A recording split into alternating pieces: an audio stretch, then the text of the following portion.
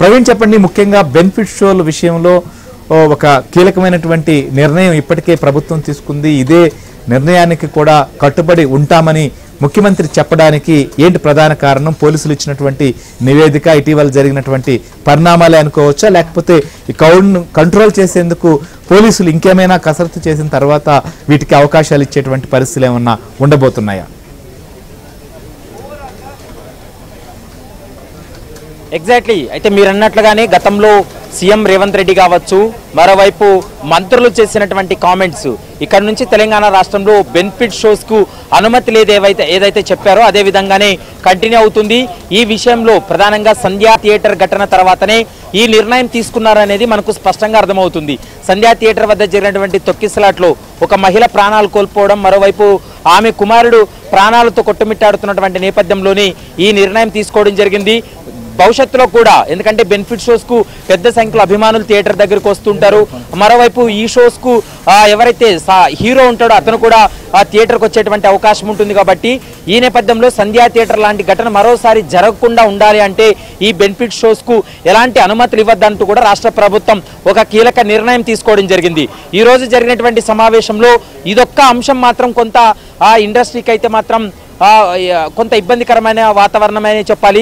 ఎందుకంటే ఇండస్ట్రీ పెద్దలు కూడా బెనిఫిట్ షోస్ కావచ్చు, మరోవైపు సినిమా బడ్జెట్ని స్థాయిని పెట్టి, సినిమా బడ్జెట్ ఎంతైతే ఉందో దాన్ని అంచనా వేసుకొని రేట్లు పెంచుకోవడానికి కూడా తనకు అనుమతి ఇవ్వాలనే రెండు అంశాలను కూడా ప్రతిపాదనను ప్రధానంగా రాష్ట్ర ప్రభుత్వం దృష్టికి తీసుకెళ్లింది, సీఎం రేవంత్ రెడ్డి దృష్టికి తీసుకెళ్లింది.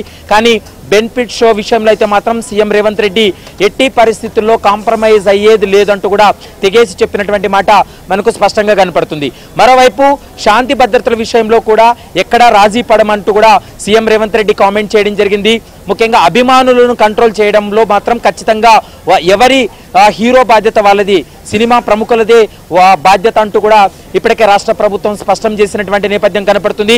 కొద్ది నిమిషాల క్రితమే సీఎం రేవంత్ రెడ్డి తోటి ఇప్పటికే టాలీవుడ్ సినీ ప్రముఖులందరి యొక్క సమావేశం ముగిసింది. ఒక్కొక్కరుగా బయటికి వెళ్తున్నారు. ఇప్పటికే అల్లు అరవింద్ కావచ్చు, సి కళ్యాణ్ కూడా సమావేశం నుండి కూడా వెళ్ళిపోయినటువంటి పరిస్థితి కూడా కనపడుతుంది. మరోవైపు ఈ అంశానికి సంబంధించి సంధ్యా థియేటర్లో జరిగినటువంటి ఆ తొక్కిసలాట ఘటనకు సంబంధించి కూడా దాదాపు 9 నిమిషాల వీడియోను సైతం పోలీసులు స్క్రీన్ పైన వేసి వాళ్ళకి చూపించడం జరిగింది. దీన్ని కోట్ చేస్తూ మురళీమోహన్ కూడా కామెంట్ చేశారు.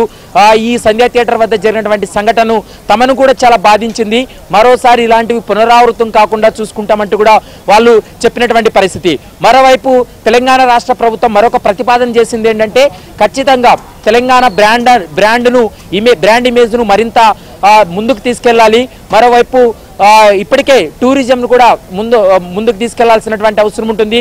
దాంతోపాటు ప్రధానంగా ఈ యొక్క డ్రగ్స్ అంశానికి సంబంధించి అవేర్నెస్ కల్పించాలి. తెలంగాణ రాష్ట్రంలో డ్రగ్స్ మహమ్మారి అనేది ఎక్కడా కూడా ఉండకూడదు అనేది ప్రధానంగా రాష్ట్ర ప్రభుత్వం ఒక సంకల్పం తీసుకుంది. సీఎం రేవంత్ రెడ్డి బాధ్యతలు తీసుకున్నప్పటి నుంచి కూడా ఇప్పటి వరకు డ్రగ్స్ పైన ఉక్కుపాదం మోపుతూ వస్తున్నారు.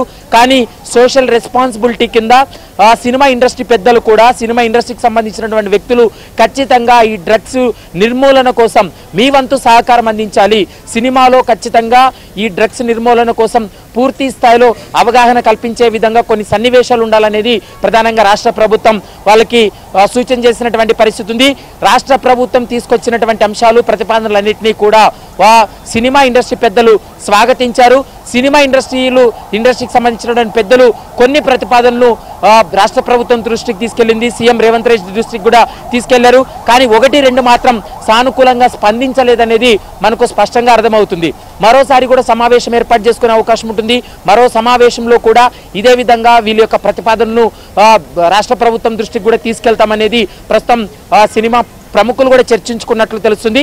మరికొద్ది సేపట్లోనే సినీ ప్రముఖులు బయటకు వచ్చిన తర్వాత ఈ రోజు జరిగినటువంటి సమావేశంలో ఎలాంటి అంశాలపైన చర్చ జరిగింది, ముఖ్యంగా వీళ్ళకున్నటువంటి సమస్యలు కావచ్చు, వీళ్ళ యొక్క ప్రతిపాదనలకు తెలంగాణ రాష్ట్ర ప్రభుత్వం ఏకీభవించిందా, తెలంగాణ రాష్ట్ర ప్రభుత్వం వాళ్ళ యొక్క నిర్ణయం ఏంటనేది మరికొద్ది సేపట్లో కూడా వాళ్ళు అధికారికంగా ప్రకటించేటువంటి అవకాశం అయితే స్పష్టంగా కనపడుతుంది. ప్రస్తుతం దిల్ రాజు నేతృత్వంలోనే ఇటు దర్శకులు కావచ్చు, సినిమాకు సంబంధించినటువంటి హీరోలు, మరోవైపు ప్రొడ్యూసర్స్ వీరందరూ కూడా సమావేశానికి రావడం జరిగింది. దాదాపు 36 మంది ప్రముఖులు ఈ సమావేశంలో హాజరైనటువంటి పరిస్థితి కనపడుతుంది. కాబట్టి ఒక్కొక్కరు 2 నిమిషాల పాటు సీఎం రేవంత్ రెడ్డి దృష్టికి వాళ్ళకు ఉన్నటువంటి సమస్యలు కావచ్చు, రాష్ట్ర ప్రభుత్వం నుంచి వాళ్ళకి కావాల్సినటువంటి సహకారాలన్నిటిపైన కూడా సీఎం రేవంత్ రెడ్డి దృష్టికి కూడా తీసుకెళ్లినటువంటి పరిస్థితి ఉంది. మరోవైపు డీజీపీ, మరోవైపు రేవంత్ రెడ్డి, తర్వాత సినిమాటోగ్రఫీ మంత్రి కోమటిరెడ్డి వెంకటరెడ్డి, డిప్యూటీ సీఎం బట్టి విక్రమార్క వీరు కూడా కొన్ని ప్రతిపాదనలు, కొన్ని సూచనలు కూడా సినిమా ఇండస్ట్రీకి కూడా చేయడం జరిగింది.